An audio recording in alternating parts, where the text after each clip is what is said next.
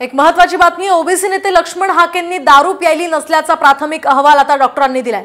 तर काल रात्री हाके आणि मराठा आंदोलक यांच्यामध्ये पुण्यात वाद झाल्याची घटना घडली होती। पुण्यातील कात्रज कोंढवा रस्त्यावर ही घटना घडली। लक्ष्मण हाके यांनी दारू प्यायली असल्याचा मराठा आंदोलकांनी दावा केला होता।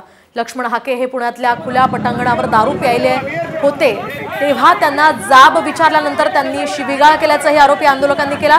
तर मराठा आंदोलकांनी जाणीवपूर्वक हल्ला केल्याचा आरोप यावर लक्ष्मण हाकेंनी केला। तर या प्रकरणाची लक्ष्मण हाकेंची मेडिकल टेस्ट करण्यात आली आणि त्यामध्ये त्यांना या ठिकाणी हाकेंनी दारू प्यायली नसल्याचा अहवाल देण्यात आला। तर दरम्यान हाकेंच्या तक्रारीवरून 20 ते 25 मराठा आंदोलकांवर गुन्हा सुद्धा दाखल करण्यात आला।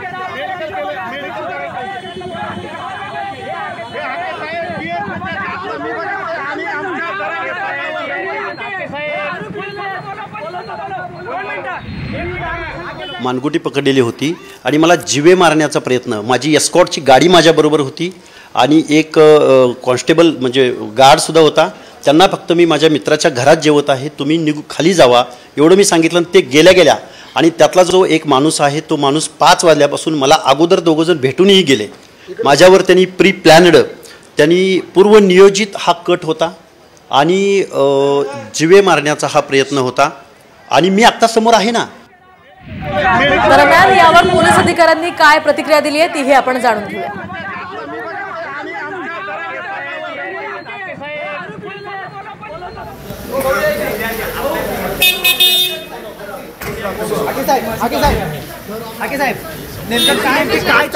कडून त्या काही व्यक्ती आलेले, त्यांच्या म्हणणं आहे यांनी दारू पिलेले होते आणि काहीतरी बोलत होते, शिवीगाळ केली, आम्हाला मारण्याची धमकी देत होते म्हणून।